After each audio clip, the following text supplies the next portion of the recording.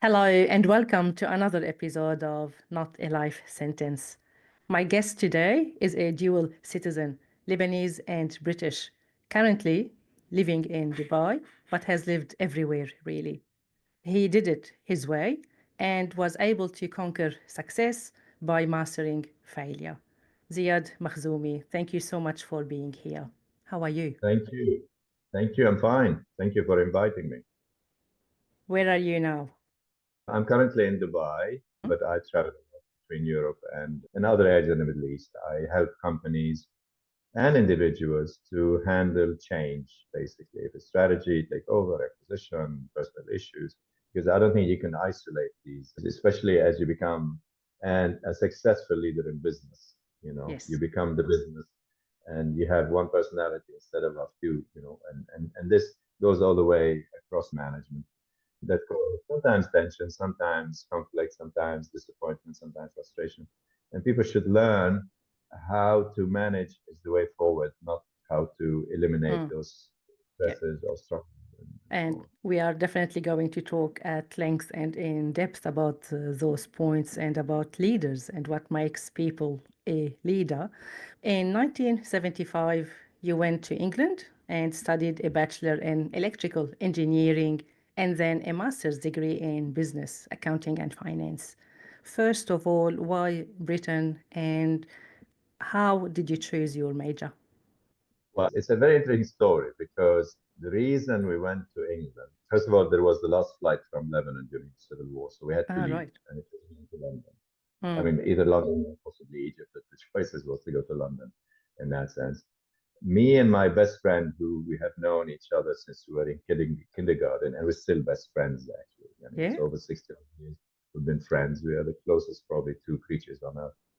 He was born in Manchester because his father was doing his PhD in 1955 in Manchester. Right. He was accepted in, I think, Minnesota to do engineering. I was accepted in Stanford to do electrical. And his father said, "Why don't you stop on the way in England and see if you like it?" Now, to us, England was all rock and roll, the Beatles, the Rolling Stones, football clubs, and so on. We landed in London, stayed in Escort, typical Lebanese Arab mafia. Go to this somebody who knows somebody who has this apartment, and Mm, so we didn't know anything. It was the first yeah. time we traveled technically to Europe, and we ended up in Escort. Next day, we went to Birmingham. I have an uncle who lived in Birmingham and studied in Birmingham. Then we went to Manchester. I remember we went to Piccadilly Station, which I love because I've been there many times now recently because I'm still on the Yeah. board of my old university. And the first thing we saw was an ad for YMCA. So we went to the YMCA and stayed there, walked to the university. The professor, that was October, the professor was leaving and retiring that December. On those days, we had two universities, UMass, Institute of Science Technology, and Faculty of Science. UMass was the engineering, mechanical. He stayed there, and I went to the Faculty of Science. Mm, America would have cost us like $20,000 a year. The fees in England were £250 a year, so no brainer. Let's stay of basically. course. So we made the choice that way. It wasn't an easy life, but to us it was an adventure because we're very close and good friends. We're like kids, going on an adventure. The places we used to stay in, you wouldn't even put an animal in there. But as students, you don't care. We have limited budgets. If you want hot water, you go to the sports center because it's cheaper than putting coins in the heater meter, basically. We used to walk 2 miles in the rain to save 7 pence on the bus stop and so on. I was supposed to do a PhD in engineering because everybody said you should be a doctor. Mm, And then I walked into the business school with this friend of mine, and he said they've got this place where they have good food and good, amazing furniture. It's not engineering. The place doesn't stink, and it was the business school. So I went to the business school, and I said, "What do you do here?" And they said, "You do this. You have to do a GMAT." I said, "Don't worry about it." I didn't know what a GMAT was, and this is how things work. And I went to Saudi, and I did my GMAT actually in the U.S. Embassy in Riyadh because I was mm. working as an engineer to try to make some money. Came back to England. The first thing the bursar said, "Do you have enough money to pay your fees for the 2 years MBA course?" The first year was 1,350, I remember. Second You year still was remember? 1,650. I had 1,200. I said, "Of course I can." When you want to learn something, you can. And I had the opportunity to advise a group of overseas students that were on a bursary from the government of Kuwait. So I worked with the Kuwaiti Investment Office, and they paid me more than my professor was making. I was working 4 hours a week, but I'm making more money than him. I was charging them per hour, basically, you know, value unit. Basically. From those early days, we know how to So value working smarter, not harder. because you have no choice. I mean, if you want something, you can't the world and the universe to give it to you. You have to work Mm, for it, basically. And there is nothing more defining than you need to eat and you need to have a shower and you need to dress well and not freeze when you're walking in the weather in Manchester when it's raining. Um, and it's not a matter that, it's greed. It's a driver. I can do it. Why not? What have I got to lose? This is the mm, attitude. What have I got to lose? It's best if you plan and see what worked for others and what didn't. Instead of trying 100 times, you try 3 times. So your success rate, I look at numbers and probabilities. It just comes naturally. I look at opportunities and I say, let's do it. And I try it and I learn very quickly. What I've learned is how to read people's reactions, listen to body language. You see what they tell you and you're persistent without being annoying, without, telling, shutting you up and so on. And that has worked with me all the time. I always had a mentor. So if I had issues that I did not know how to go around them, I'll go to my best friend who was my professor. And we're still good friends. I see him in Manchester. He's 80, 83 now, Tudor. We decided to write a book together. He was the ultimate mentor because he mm, would say, consider this, consider this, consider this. And he did not say, this is how we judge you and this is how we do things. And he's written so many books and I have the greatest respect and I love him. But I had the advantage of having a mentor that could guide me, and not just officially go to a careers officer and say, "What do you think of this?" Fill the form and we get back to you. There was right. engagement, and the moment you have a mentor that is engaged, they like you, but they're not emotionally attached. They give you the right advice. They will not tell Mm, you what you want to hear, mm, but do it in a nice way instead of saying take it or leave it. I had the drive to define what I wanted. I wasn't sure exactly what it is, and I wasn't sure how I'm going to get it. But this passion, this thing inside it, it says, if this doesn't work, let me try something else. And this is very important when you're dealing with situations that are frustrating for you. You can't yeah. keep on trying, but it's their fault they don't listen to me. Well, they're not going to anyway. So you can Mm, keep on banging your head on that wall and you crack it, probably get a concussion, and the wall will not change, except possibly have a stain on it because you've been banging it there. So you have to think differently, think intelligently, and you have to handle the situation better. I'm not saying you switch off completely because we're humans. There are mm, lots of factors that affect our decisions. At the end of the day, you think about yourself. Because if you're not well, you cannot be a well leader, you cannot be a well father, husband. Detach yourself and take this time to clear things, not be foggy. Doesn't mean we have clarity all the time, but mm, step back. People say it's easy for you. No, it's not easy for anybody, mm. irrespective of what the situation is, because at the end of the day, it affects you personally. So are you saying self-care is not selfishness? Definitely not. If you're not well, you cannot make good decisions. If you're not Exactly. well, you cannot provide better or in a good way to others. You know, Mm, this is why when you're stressed and you're in a situation, you should not make a decision based on that specific emotional situation that gives you one option, anger. This doesn't solve anything. You want to be angry, mm, be angry. I used to the gym and box for hours to get my frustration out, but don't go and punch someone. Don't make decisions based on specific situations that narrow your options and you think yeah. I have no choice. Step back Mm, mm, because you can make better decisions where you're in a better state of mind. If you're in a bad state of mind, most likely you'll make bad decisions and you say, I shouldn't. This is why I say, take a step back. mm, I'm not saying turn your back, but maybe walk backwards from a yeah. situation. You know, Mm, I mean, when I used to train martial arts, I was good at judo, captain of my team. People said, you're strong, you can win any battle. I said, why would I waste my time in getting into a battle to prove that I can win? What if they have a knife? What if there are 6 of them I didn't see? The odds, I don't like. So mm, I would go into a fight, but I would go into a fight planned and prepared. Mm, ready for what can happen. This is about strategy, career strategy, and work. Where do I want to be in a year or 5 or 10? People don't think that way. So when mm, I work with individuals, I say, okay, let's see that I'm 10 years old. Where would that be? I'm CEO, I'm CFO. Think about it, feel it, enjoy it, learn it. Okay, now let's look back. What do you have to change to get there? One of them is the way you handle situations. One of them is the way you handle people. One of them is to open for new opportunities. One of them is to send the emails and apply for jobs because you're not that famous for people to knock on your door and say, we yeah. want you to do this. There are 10 offers. And I Mm, always say the most important thing in career and work is to create options that are certain and give you a better quality of life. mm, If you can do that, do that. This is why when you apply for work, university, or you're applying for a job, be prepared because you're not the only one that is. Probably about another 100 or 200 people, probably better than you. So how will you stand out? yep. How would you be the first in the queue? So I'll give you one example. When we restructured one of the business schools here in the Middle East, we changed the whole curriculum. In a sense, we went to the employers and says, when you hire our people, what are you looking for? They said, what do you do with them?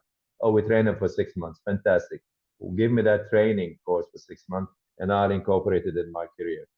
So when you come and recruit, everybody will come to me because I'm saving them 6 months already. They don't have to relearn everything that we're doing. And this is the kind of planning strategy you have to Right. think, you know, what will make you better? I mean, if meditation is good for you, going for a hike, swimming, exercise, but don't let that emotional state of mind make a long-term decision for your life and your career or your relationships, Mm. because that definitely will be the wrong one or not the best. Too many golden nuggets here. We started the conversation when you were talking about yourself, saying you work with businesses on implementing changes. This is one of the most difficult things. You come to people, or they would come to you and ask you for your advice, but you are going to people's businesses, to people's babies, and you are saying to them, you may need to change things and do things differently. You seem so passionate about it, but I would assume it's one of the hardest things to do. It How is. do you do it? It is. Well, two things. I would say if you have a medical situation, you do a test, and depending on the results, you Mm, decide do you want to stay crippled, broken arm, or you want to get better and fit and run a marathon. It's up to you. You don't have to do all these things. So, what is your choice? For example, when I go into small businesses and they say, I want to sell my business, very good. If I'm a buyer or an investor in the business, and there is you, let's say, with a doctor with one clinic, right? I buy your business, you don't show up to work. What did I buy? Nothing. So the business has to be independent of you if you want to sell it. But if you think you're the most important thing in the business, fantastic. Let's add 10 of you to the business. How do we plan them? Because then if you don't show up to business, we still make money and probably 6, 7 times what you're making now, and you can have a better living because you own it. So which one do you want? You mm, want to say I'm better than everybody else? Well, there's always somebody better than you. The business has rules, requirements. It's like growing a plant or a tree. Certain plants need special soil, special treatment. Certain fruits only come out in a season. Business is the same. It needs somebody who says, I like it, I want it, I'm ready to pay for it. The question is, what is it that they're going to pay for? And so you must have something people are interested in. Now, to do so, it cannot be personal. You cannot go in, yeah, I like these sandwiches, I'm going to sell them because maybe you're the only one on earth that likes them. Ask people and show them the options are varied. I tell them the process is complex, but not complicated. You have to link your finance strategy, market branding, product manufacturing, your supply, everything you have to do. It sounds complicated. It is mm, not. There is a plan. It's like going your DNA. If I don't know your DNA, I don't know what's wrong with you. If I don't do your blood test, I don't know what's wrong with you. And if you're going to make it better, we need to dive and say, this is what an athlete does. This is what an astronaut does. This is what a pilot does. This is what a manufacturing company does. So if you take, for example, Amazon. Amazon is the ultimate digital global supermarket. They sell you anything and everything. mm, But the reason they succeeded because selling you a service yeah. and the product is part of it. So if you don't like the product, immediately. We return it, basically. So they've overcome the issue, when they used to get inferior products or material or supplier wasn't there. And it all goes back to the learning process. You know, they've learned what works and they've learned what does not work. So going back to the strategy, you learn more from failure than successes. Why do you want to prove everything to yourself? It doesn't work for me. And look what is there and pick and choose and say, right, this will work. We need on marketing this. So we have in principle a plan. Let's test it. And the plan has to be dynamic. Life and business are not static. They're not. I remember in early 2022, I was giving a speech in my business school in Manchester. And Mm. I said, imagine we knew the pandemic is coming because my company was working on the detection of corona in Right. Cambridge, with my team, doing mapping and stuff. So I said, Mm. imagine a pandemic, imagine you have a major war, and imagine that inflation will go up, which is something we haven't seen for a very long time. Mm. And the answer was, no, it's not going to happen. What happened in 2020? Mm. Pandemic was out of control because we lied, political nonsense. We don't want to buy from the Chinese because they're the cause. We're going to produce in America, we're going to produce in Germany. Prices went up sky high. Inflation, income dropped. Inflation went up. And then a war in the Ukraine. So the scenarios, the doomsday scenario, are not unreasonable anymore. But you have to prepare for them. You cannot stop them, but you have to prepare for them in that Yep. sense. They were planned for that. And the learning process became very quick. So restaurants had to close down, but they went into food delivery, for example. Doctors could not see patients, so they've allowed online consultation. So Mm. it has great advantages. And if it wasn't for ordering, delivering, and mapping, and so on, wouldn't be here. And this True. is all this knowledge came from the human mind. It did not come from a divine book. We learn how to adopt. When you're in a situation and you have an issue, you have to learn how to adopt. You are angry, frustrated, or emotional, you don't know where to, go to somebody else, but take time off. Go for a walk, go for a dip, go for a swim, do cooking. I love cooking because it takes my mind off things and so on. Mm. So this is what we're talking about. We have, and things are going to get more complicated because now we're inundated with messages, inundated that everybody needs to give me 10 likes on my Facebook app or whatever, because now we're devoid of reality. I can influence you in anything I want. It's going to get even worse. You know, Mm. when people tell me, look, I've done this business and I'm generating 1 million followers and I'm making $100,000 a month. Why are you driving a Toyota? Oh, I choose to. No, you don't. You're lying about the numbers. You can push your image. There's nothing wrong by saying this is what I do, but don't build an image where it frustrates you at the end. And you don't believe your own lies. Be realistic. Things change. People are different. Good luck to them. Let them become billionaires. If you want to be a billionaire, my best friend is one of the biggest billionaires in the region. He said, first question you have to ask yourself, why do you want to be a billionaire? Answer is varied because everybody would say I'm a billionaire or because I have cars. How many cars can you drive at a time? Because I have 3 private jets. Well, go commercial, I can fly first class. Don't worry about parking. Lots of things people want to be because on the social media now we're telling you have to be this and you have to be Yeah. that. But you don't have to be anything. You just have to be successful and happy with yourself. You don't have to conquer the world. Just manage your life in the best way. Before we started recording, you mentioned the education system is one of the most failed systems. Are you able to elaborate a bit on it? So Manchester just Mm. celebrated 200 years. We were there for the events and so on. Because I sit on the leadership board. We advise the president on how things should go. We're celebrating 200 years of innovation. Education is innovation. Right. Education is not teaching the past. I mean, one of the courses is history because we learn what failed and why. But if you Mm. look at politics, nothing has changed. If you're talking about control, nothing has changed. I need to have the masses, I have to have land. So nothing has changed. The only thing that's changed now, you can have a cyber war and destroy a whole country without shooting a single bullet and so on. This is why when you talk about digital coins, I would say I don't believe in reality in that sector unless regulated by a government. Right. I can't see all of a sudden FTX having 30 odd, 40 odd billion disappear overnight. Where the hell did it go? Did it exist in the first place? You know. Mm. But unfortunately, this is how we're going. So we need to regulate. I need to understand why a Bitcoin can go from a couple of $100 to over 100,000 based on what, you know. I mean, currencies, we know the buying power. I can't get a Bitcoin and buy a Ferrari in Dubai. So to me, it doesn't exist. People say, yes, you can. I said, show me where. Even Elon Musk, you can't buy his cars with a Bitcoin. You can buy it with other forms, which is transferred and so on. So the world is changing. Our expectations are changing. Our reality is becoming 100 times or 1,000 times skewed. How do we deal with that? How do we ensure our expectations are realistic to us? So that is an issue that people have to learn how to manage, in my view. And how do you think the education system should change? Education, the reason I give you that background is education is not just going to university.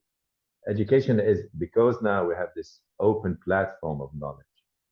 In the old days, it used to be your parents, then your Mm, teacher, possibly if you're religious somehow, your friends when you grow up and you want to try things, the societal expectations. Then when you work in a society, because we were very nomadic, small communities in the old days.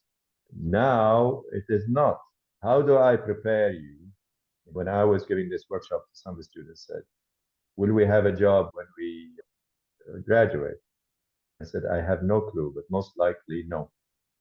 If you expect to be hired to do what you trained for, most likely not, because the world is changing to a virtual service.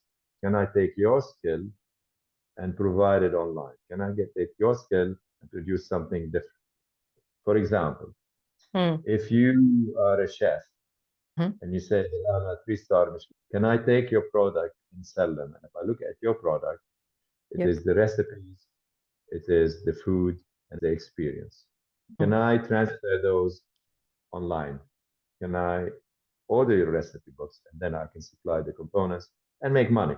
So instead of serving 10 meals a day, I can probably serve the components of 100,000 meals a month. I might not make $200 per meal, but I'll make $10, but I'll make more money out of yep. it. So what do I need to do? I need to be hygienic, I have to have the product that is vacuum packed and so on. And education to me is always based on if you don't respond the way we expect you to, therefore you are a failure. They do not reward challenging. They do not reward a liberal thinking. This is why I think engineers and scientists should learn philosophy to think differently. We can't Mm, just say, you give me an answer in physics, I should score 100% in math, because I knew there's a formula. And if you understand it, that's fine. The question is, how do I use that knowledge in other things? In calculus, we use it in circuit design. Now AI can do that a million times faster than me. So what do I do? Then, as an engineer, I'll find mm, ways to use this process differently. One of the things working with the group is, I mean, now let's say, you probably had it when you had fires in Australia.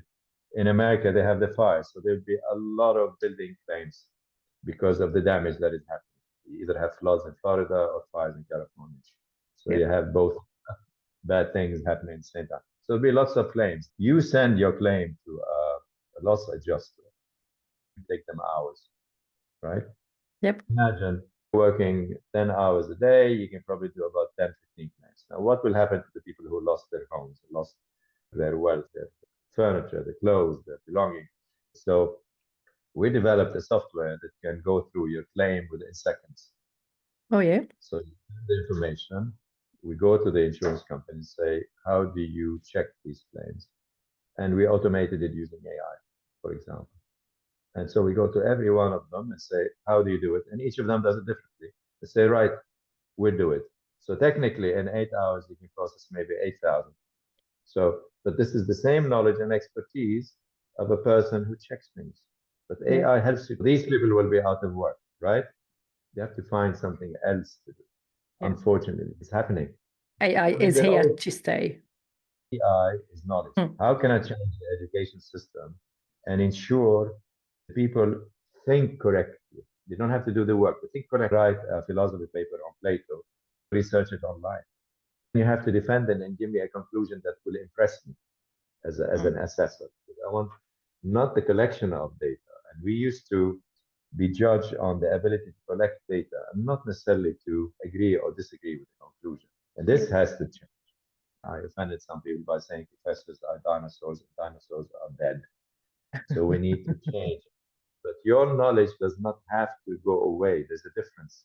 The way you Mm, analyze, the way you do things. So if I look at the university balance sheet, Mm, especially in science. The research has value, the IP has value, possibly the patents have values, the mm, reputation has values, the medical samples that you use for testing people have values, the procedure in hospitals has values. How can I put it all together? So if you give me a typical university that has, let's say, two teaching hospitals, I can generate a balance sheet and defend it as a value of at least 5 billion. Now, mm, can I borrow against that and educate 50,000 students? This is the future. The question is, how do you overcome this bottleneck of how do I accredit that knowledge so a doctor is qualified to operate or a pilot is qualified to operate? This is the issue they're facing. But to go onto AI, you have no choice because during Corona, no one showed up at universities. They were at home working or doing other things. They got used to it. They don't need to show up to lectures anymore. Education has to change. The knowledge is there, but it has to be somehow verified mm. and accredited. How do you do that? I can read everything about Plato and get an AI software that gives me all these things, and I'll ask a question and answer me. Well, it gave me Yeah. the knowledge. What is wrong with that? So instead of reading, let's say, 2 weeks, 6 books, it gave me everything that I wanted, gave me the summaries and so on. You tell me, but it's not education. It is education. The question is, my 6 weeks, I've gone down maybe to 3 hours. Mm. That knowledge, I'm ready to be tested. The question is, we have to agree on what it is, basically. Yeah. But it also gives you all sorts of things. You can psychology, marketing, anything you want, because your learning cycle is being condensed and focused. Then you can learn anything. Tell them the effect. If Plato had good branding, what will do? I love those scenarios. This is the kind of thing we should encourage. And they give you ideas. I also give a presentation in front of 1,000 people. I teach you public speaking and overcome your phobia of public speaking, but people don't see these things. So the education has to be preparation and dynamic, not just report what happened in history. Everybody knows what happened in history and it's going to happening again. Question is, how do I use this knowledge for the future? So one of the things that was discussed in the meeting is Mm. maybe we should get sorry, independent consultants to tell us what the future is like. And I laughed politely and I said, no, you should ask the students what they see the future are like. Because their children are coming to university, not my children and yours. Ask them how they see the future because they're the ones that are benefiting now. So Yeah. this engagement process has to be more engaging. This is how we do things. We lecture you, repeat after me. The knowledge cycle has to change. The use has Yeah. to change. When you look at a tree, what do you see? Well, Mm. it's a tree. Well, I see if it bears fruit, that it's a source of food. I can burn it, heat the place, boil water, cook, generate steam, run an engine. I can cut it, make a crutch to support me, use it as a weapon. Don't tell me I'm just trained to do this. I want you to Mm. think different. And this is the thinking you have to teach more Yeah. than just the reading of history. So really, it is process is complex, but not complicated. Definitely. You say we need flexibility in this chaotic world. What do you mean by flexibility? We are all extremists in our views. We're influenced so with arguments that to prove our points and not look at facts anymore. If you listen to people arguing, I've had this in the last few days with the politics in the Middle East. And I tell them, no, this is what's going to happen. And they said no, and then it happens. The whole changes that Mm. are happening in the region. And they said, how did you know? I said, because it's logical. I'm not emotional. I'm not taking sides. You can see Mm. the cycle. You should connect the dots. We're not going to put politics on this podcast. And no, but I mean, the downing of the aircraft of the Iranian president, for example, all of a Yes. sudden in Iran, there were three, only one went down. We knew the changes happened. I mean, we knew it started. We knew Lebanon, we have Syria, we This is have going to have Yemen. a domino effect. People who don't see that, they are dinosaurs and they're going to be distinct very soon, especially in places like Lebanon and Syria and so on. So how do you learn differently? How do you learn intelligently? How do you connect? How Mm. do you take data? I'll give you an example. When we did our mapping process in medicine, if I give you two data points, you get a straight line. If I give you 100,000 data points, the two dots are the beginning and the end. It's got nothing with what's happening there. So you have a headache. I give you medication to stop the headache, but I don't solve the problem. Mm. I handle the symptoms. So if I look at the graph and most of it is there. I concentrate on that. But because our collection of data and analysis of what's happening is so skewed, a snapshot of a dynamic situation, we come to the wrong conclusion. I always give this example. You see, I mean, you'll understand this as a psychologist. Please. A woman is driving very quickly her car late at night. She jumps the light and knocks out the cyclist. How do you think she should be penalized? This is the first question. You don't have to answer. A woman was at home sleeping. Her daughter, who was coming from school after the training, was hit by a bus and she's bleeding. First question. The girl that was hit has major issues with her kidneys and needs medication and might die tomorrow.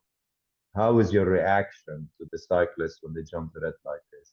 It'll change completely. We cannot always say this is the case, therefore this is the right answer. We have to be more open-minded, elastic in our thinking, and not just say this is the only way. Most of the data given to us, we interpret it just to prove our point. We don't look at facts. I'm not saying you should not look at this angle, but this is not the only angle. So you have to be flexible. I always say when I work with businesses or when I do coaching or change work, I don't call therapy, I call change work with people. I tell them you have to have this. The way I do it so well is I have this Google Earth approach. I can look at the Earth, I can turn it, go down to a continent level, I can go down to a city level, I can go down to a street level, I can see who's on the balconies, I see the cars moving, and then I'll link it back with my view and decide which angle I need to look at to give me a better solution. And this is what I mean by flexibility. Okay. You cannot just do things based on the data. Like this woman speeding, she was trying to save her life. It doesn't mean it's justified, but we look at it differently. When you want to close a deal, or we know you have people who are right brainers, others who are left. How do you know people? How do you adjust?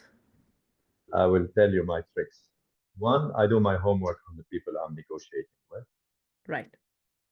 So I will understand what's their trigger point, what will make them say yes, and what is it they're looking for. And I do as much intelligence about them as possible, including personal life, because personal life might be a good entry where you have kids playing football together or X or Y. So you have to get them out of that hostile, protected zone to a place where they're more open-minded, right?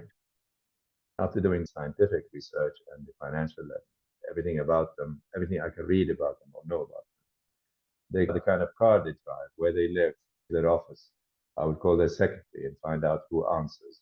Then I will see online what he looks like to understand what kind of person he is. I'm trying to profile his psyche to make him say yes, no. And then, of course, there's the benefits of the deal. And I'll give you one deal that we've done based on that, where we increased the price substantially because I knew what they expected. Right. In meetings, I can tell if they're right brainers or left brainers because I do linguistic tests for them. I would measure the way or I will detect the way they will absorb information. So I'll see if they're visual or they're audio or they're kinesthetic. And I'll use words. So how was the drive today? Was it clear, for example?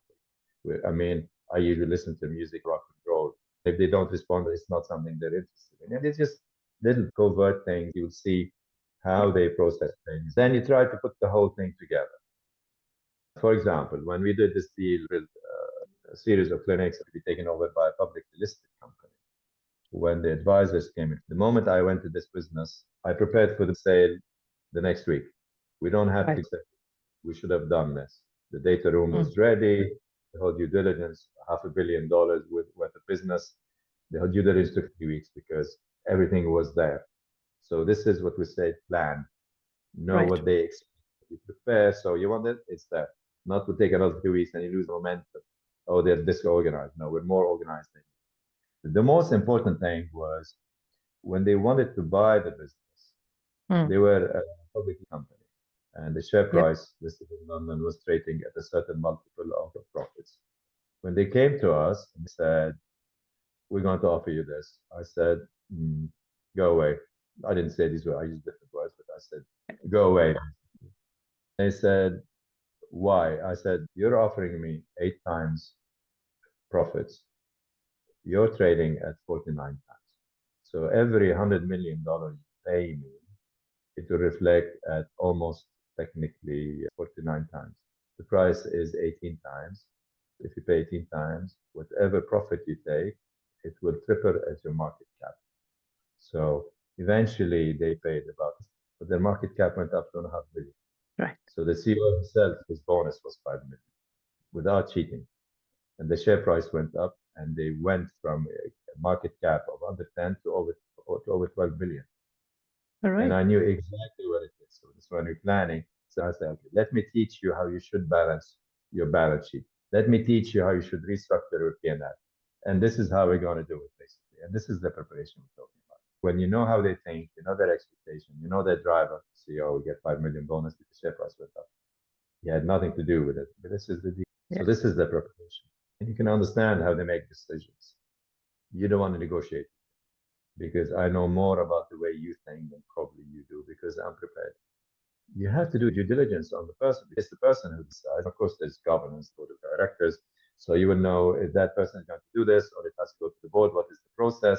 How did they make decisions? What made them say yes? What's a complex process, but not complex. But you have to go step by time. It's like Lego. It's like a puzzle. Yeah. So you get a clearer picture. Sometimes you have to make assumptions on the bits that are missing, but this is the risk you take. And you go with your gut feeling. And experience. What is the difference between leaders and managers? I think there is a third category. Yeah. There are administrators and leaders. Leaders could be in any of those categories, or they could be on their own. And I would say a leader is a person who can make extraordinary decisions in extraordinary circumstances that no one was ready to make them or do them or understand Right. the way things are. If I give you authority, you should also be accountable for that responsibility. So if I put you head of the lobby in a big hotel, you know, of course you have the title. Technically, you are the leader, but you have to deliver also.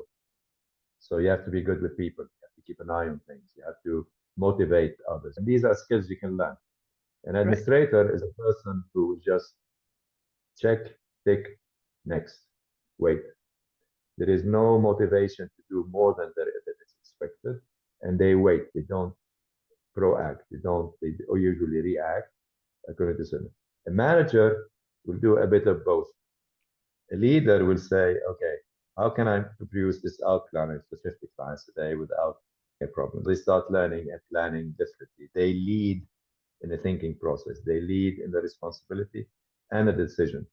And to me, some of the characteristics of good leaders are the one that accept there is authority and responsibility at the same time. So it cannot be Right. just authority, accountable. And we're not just talking about accountability, responsibility not to report, responsibility to build and grow and add value in that sense. And to me, these are three distinct categories, but it could apply to all of them.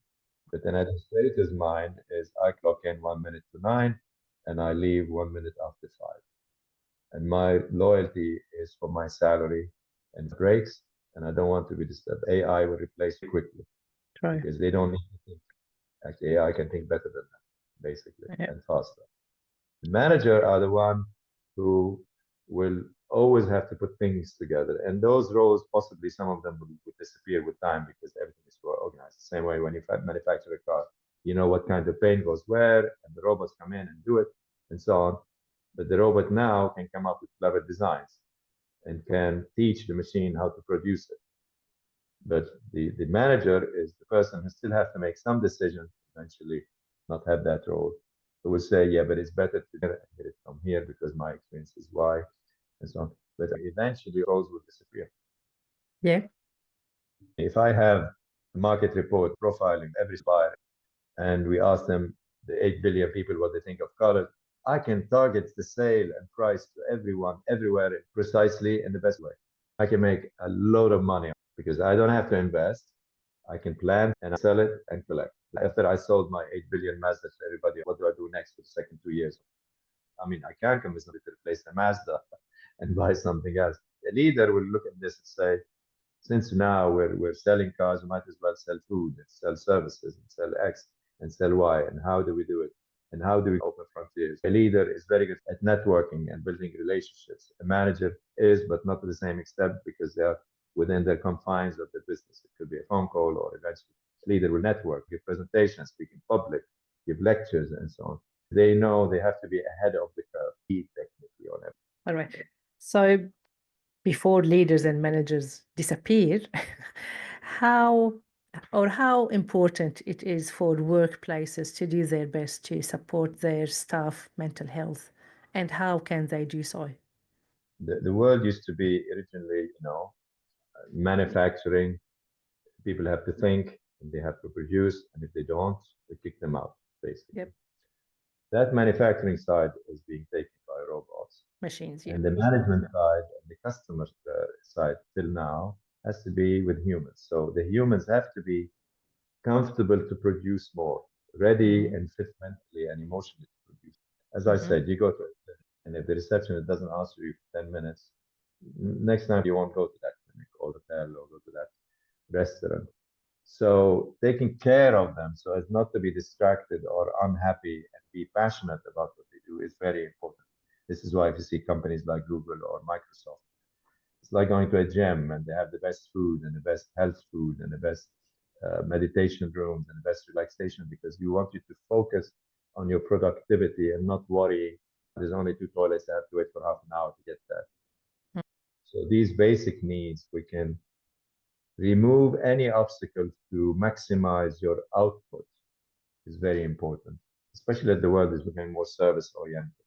So Yep. if it's the human element side and the intelligent and the productivity side, people will not produce if they're under stress or unhappy or it's about the next bill. We need to keep them happy. And there are different ways, as you know, of doing it. You know, you can have occasionally counseling, you give them bonuses, you engage them, you take them on trips, you feel they're part of the family, you treat them that way, you listen to them, you talk to anybody. And I've known, I mean, in our companies, whenever I go to factories, I'll talk to everybody. I go on the factory floor. They not say this is the boss, the arrogance. To go to them, if there's a pub or a bar, join them. I hated beer, but I'll drink beer to show I'm one of them, not for any reason except that they feel recognized and they feel appreciative and they feel that they're not equal to you, but they respect you because you don't treat them as inferior. So all these treatments are very important. You know, people have, I want to go to work and don't want to leave. You can't give everybody that unless you make them happy and secure and confident.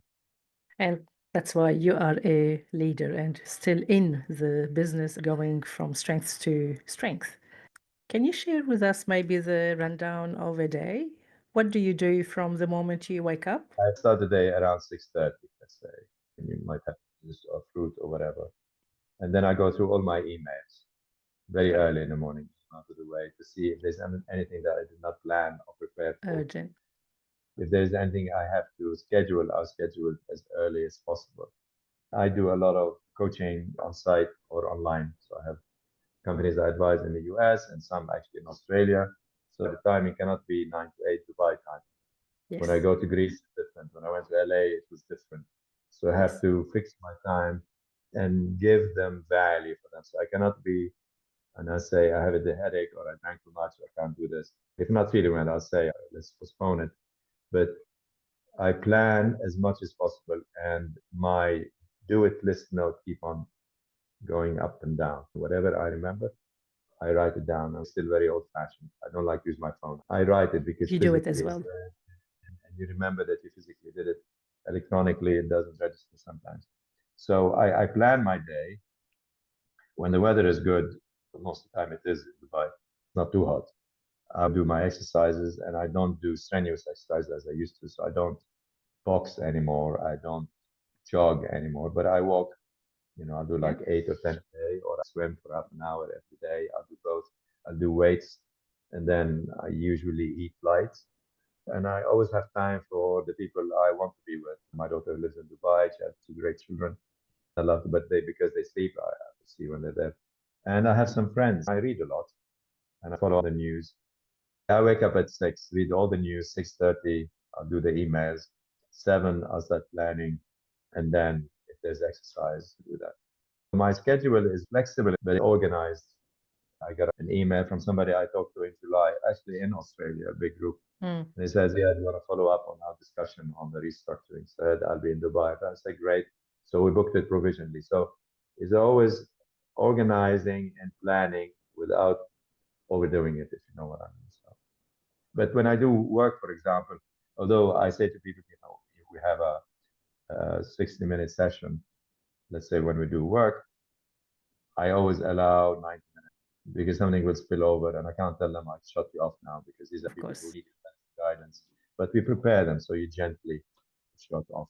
We have a couple of clinics in Europe that does robotic rehab, so I'm on the board, but I don't get involved in the operation, just on the financial strategy side. On the clinic that we're building and it should be ready soon in Athens on the anti-aging longevity, I fly there a week every month just to get it Mm, ready. I can do my work from Greece because my work is guidance and online. They send me numbers, very complicated spreadsheets. I get up early, did the analysis, and the guy said, how did you have time to do that? Because I know what I'm looking for. yeah, So I said, do this, change it, and next time do it this way. yeah. I read and I can construct quickly and I can put complex relationships very quickly in Mm, finance or in marketing or in branding. And we had a very interesting branding meeting in Greece about the product. And from the beginning, I said, I don't like this. They said, what with the focus group? I said, okay, no, because these focus group are local Greeks. Our clients are mainly international people. Yeah. So their expectations are different. We moved it and changed. I go prepared and I read. I never go to a meeting unless I don't want to contribute because just show them that I'm bored basically. And I do that occasionally. Not prepared because I want an outcome either for me better or for them better. Can I ask you why do you go if you don't feel like it is going to give you something? Because I always believe there's something I can learn even from their lack of knowledge. Interesting. People always tell you things or Mm, explain things. So next time you can possibly avoid it before you go there because you say, these are the things you want to discuss, basically. I mean, I go to conferences, some I stay all day, some I leave after an hour because mm, I knew that the tone of the whole thing is I'm not going to learn anything from it. So I leave, basically. I go to these meetings because it's part of our business. I'm either mm, shareholder or board. And partly to help them change the way they're thinking because it adds value to what we're doing. But sometimes I go to meetings and usually I'm polite. But I listen to owners telling me how brilliant the business is. I give them around 15 to 18 minutes and I say, very impressive. Why am I here? If you give feedback that you're brilliant, we can do it two ways. I can tell you you're brilliant and walk away, or I can tell you you're brilliant and you send me a check without me showing up. Which one do you want? mm, You think you're well because your numbers are 1 to 3, and how would you know? I've done my homework. One group I was advising, the CEO thought that I'm going to replace him, although I'm not interested. And I wrote a document for them, October 2023. This is what's going to happen during January to December 24. And I saw one of the directors yesterday. He said you were spot on, even down to the numbers. The profits went down from 30 million to 8 million. The revenue dropped and the margin went down, and they're barely making 2%, which in healthcare is rubbish. nothing. Yeah. But I wrote that and he said, you're right. The CEO is still, I said, I don't care. You ask me my advice. Unless you remove the CEO, I'm not getting involved again because I don't want a war between me. This is Yeah. not a war. This is not a replacement. You asked me my opinion, and you know I'm right. Over the last 15 months, I predicted that perfectly. Mm. But you still insist on keeping him. It's your money, not mine. I'm not vested in that. So I don't think you're an idiot. Your predictions are based on facts. On data points, yes. Your birthday is coming up next week, and Monday, you on are the 17th. turning 70. You are still going strong. You've just co authored and published a book called Business is War Conquering Success by Mastering Failure, which is already number one on Amazon Money and investment bestsellers list. You are a great example of that. And just like wine, we can age fine. What's your secret and why do you still do it? Let me ask you, there's one thing. Well, you have to take care of yourself without being paranoid. I don't do stem cell treatment, but I Mm. live healthy and mentally I read and I learn how to handle stress and so on. I tried to retire 4 years ago. I got extremely bored. Of course. So I started writing books. And if my mind is not active, I get bored. Being alive is being mentally active, doing things you enjoy with people you like, and giving back. If I live for another 10 years, I don't teach, it's wasted knowledge that I can give it to others, in my view. I have, it's not a crusade, but I think I would like as many young and old people to think like me. Because Mm. if they do, probably we can have better outcome of everything we do. If it's in business, so I say everybody should be an entrepreneur. Mm. Everybody should think like an entrepreneur. Yeah. Everything should be accountable and think, but not be aggressively obsessive, because then they lose 15 years of their life and say, what have I done? Oh, now I have expensive cars. My family is not good enough. My relationship is not good enough. I think you should balance that. Family values are very important. Being in a good environment with people you love care is important. I cannot retire mentally. I get bored. If I Yeah. do, I get up to a mischief, and you don't want that, basically. Can I say I am a little bit surprised that you have even tried to retire?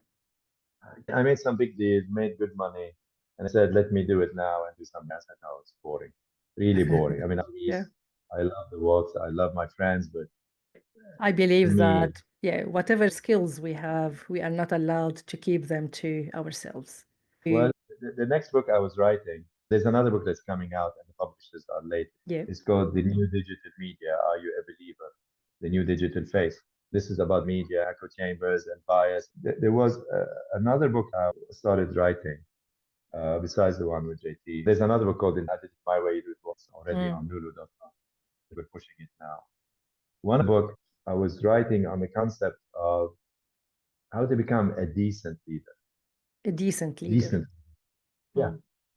not ethical leaders, because ethical leaders are confined by the religion or the politics. The decent leader is a person who would get off his car and help an old person and give them something and show them they care, basically. Not necessarily solve all the problems, but this, caring of the way we were brought up historically. We don't have retirement homes in Lebanon because grandparents live with us, basically. And this is the mentality that, where as kids we used to enjoy going to the mountains and hiking. To us, our imagination was better than any Nintendo game, for example. And leaders should think that way, that humans are humans and we should bring that, not innocence, but openness, this unbiased in them, and do whatever is necessary to do, not just do it just to get elected or destroy a nation, destroy a country, or just I'm the professor and I know best. No, I want you to challenge me and I will not feel offended because it's my role to help you think differently. So there are lots of books I'm going to write about. I mean, the biggest issue is family businesses and how they're declining because 50, 60 years ago, the biggest family was worth a couple of million. Now companies are worth hundreds of billions. And Yeah. a 19-year-old just inherits 5 billion, doesn't want to go to university. I'm facing family offices, what to do next. And I say, well, if you don't, then probably you won't have a billion in 20 years instead of having another 50 billion for new generations. How do you build a legacy? I feel that I'm morally obliged to push that thinking and that idea. And that keeps me going and makes me excited and makes me happy when I wake up. The founder of Reebok, Joy Foster, who I had the honor co to co-author in one of his books with 19 other authors, he I was know one of asked, them. pardon? I know one of the authors too. Yeah, Yeah? Ah, nice. Who do you know? good people. Okay. Um, he was asked, because he's 89 now, and he was asked, why do you still do it? And he travels, and him and his wife Julie, they say, we don't have a home. Bolton is definitely home, but they are everywhere. He said, why not? If I can still do it, why not? Possibly to kick the backside of Nike. Just do it, basically. Just to Reebok and Nike.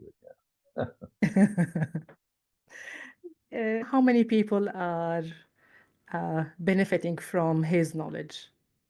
And you do have that knowledge, you do have that coaching in you, you cannot retire. You are not allowed to. Well, the other book that I, again, because I come up with the ideas and put these structures, and there are a few books I'd like to write. It's Please. easier now. The title of the book was The future.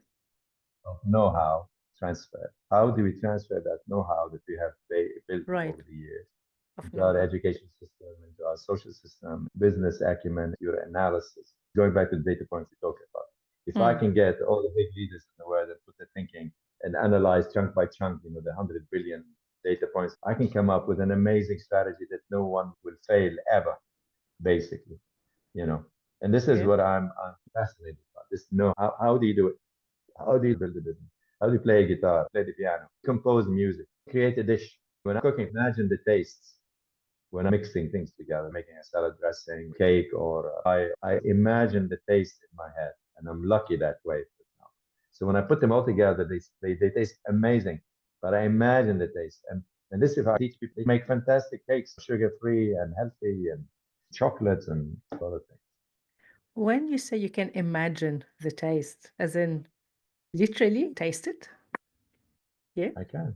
If I put balsamic vinegar with a bit of lemon, and Mm. this it'll be sweet, sour, and go well with the cheese I'm using. That cheese, the Gouda cheese, or let's say the feta cheese or whatever, it's sour, and then it Mm. goes with this kind of bread because it's a bit sweet. So if I use cornbread, so in my mind, there is this engineering process that Mm. puts all these things together, and I imagine what they all look like when I mix them too, and usually they Okay. come out right.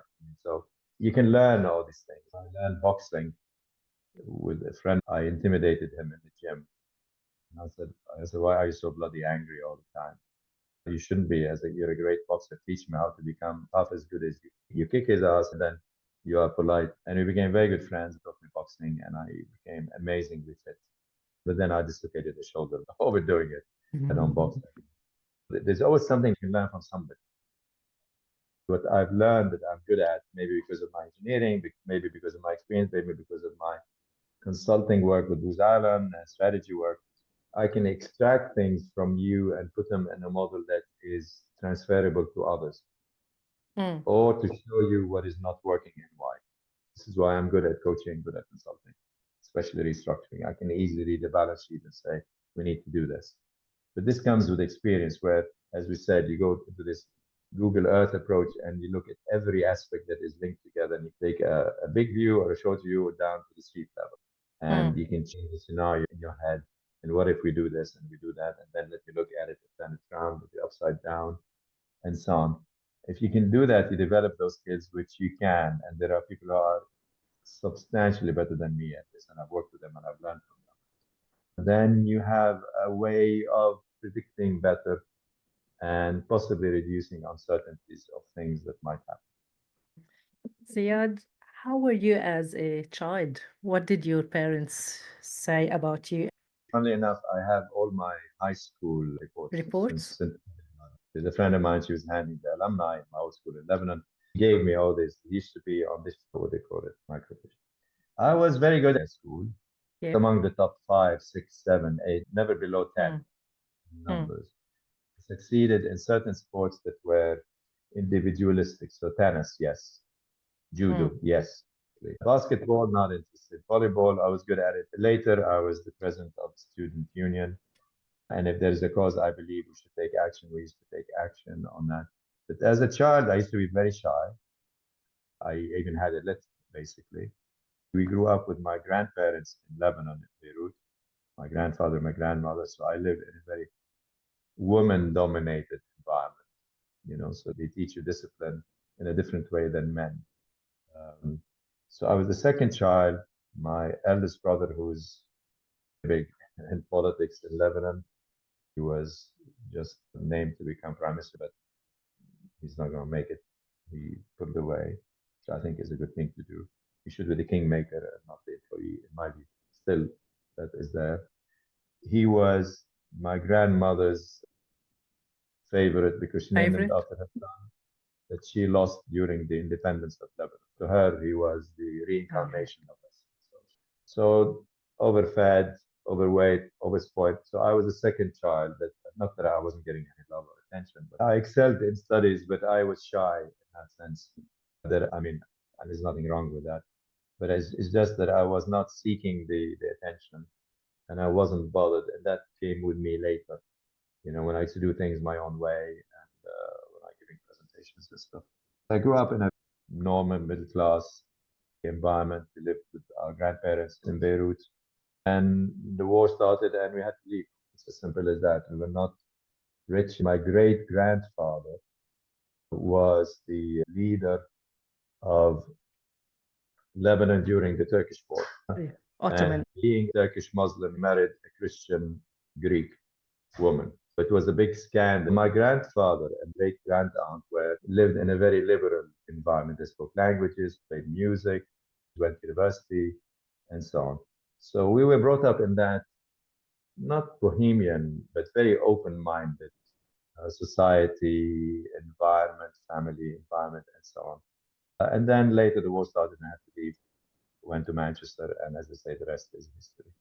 You love Ed Sheeran, and Oh yeah, specifically yeah. the song Perfect. What makes him your favorite? He's a musician that is accomplished in every possible way.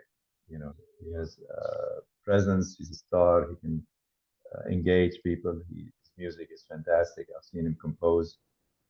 It's just that he makes things simple and dynamic and evolving. And it was my birthday, that concert, anyways. Yes. And you did mention a few books that are about to be published. Other than the books, what projects are you currently working on? I mean, just the medical clinics that we're developing, some of the Mm. projects, restructuring some issues and so on. And Ziad, if people would like to connect with you, where can they do so? You connected me on LinkedIn. Lovely. Ziad Makhzoumi, thank you so much for the time and the nuggets. Appreciate it. Take care. Thank you. Thank you. Take care. Bye. Bye.